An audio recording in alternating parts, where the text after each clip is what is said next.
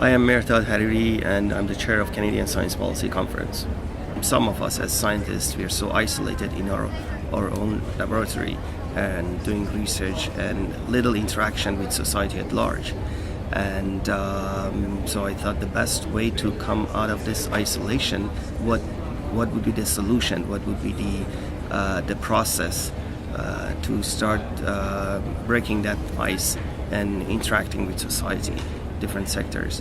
And so the idea of meeting, forum, conference, I had thought about it. I got some models from American conferences, especially the AAAS annual forum, American Association for the Advancement of Science annual meeting.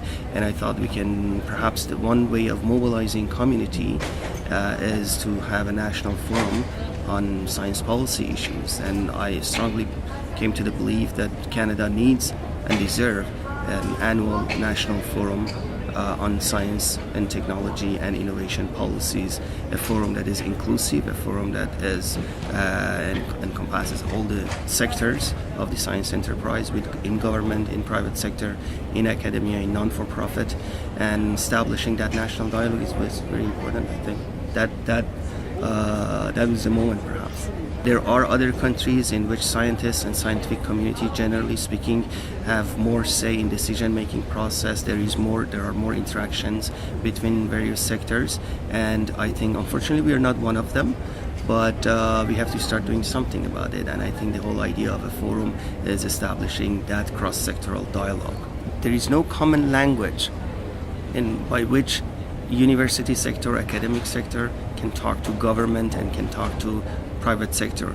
After the Montreal conference, a lot of people, which was our second conference, by the way, a lot of people came to me and told me that was excellent, much better than the previous conference, which was held in Toronto.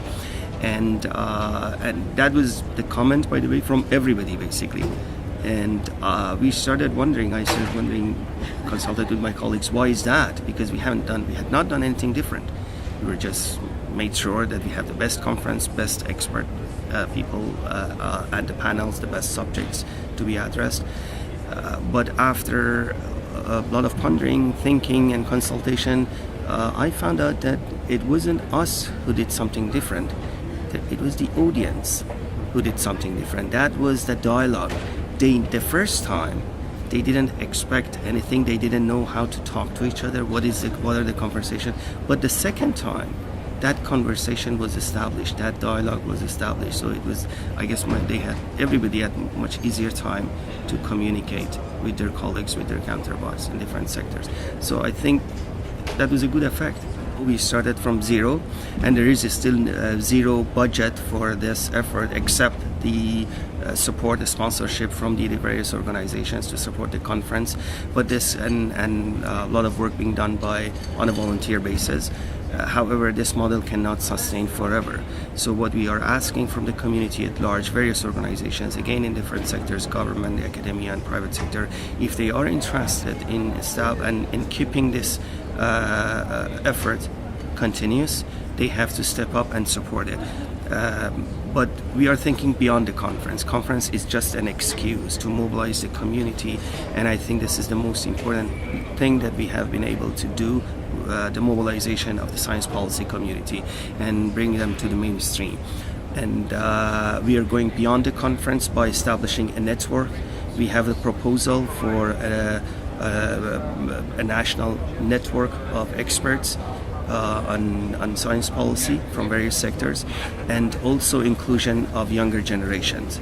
So our proposal is based on basically three pillars. I repeat, inclusion of younger generation, providing them with the training that they need to get into science policy arena. Keep that in mind.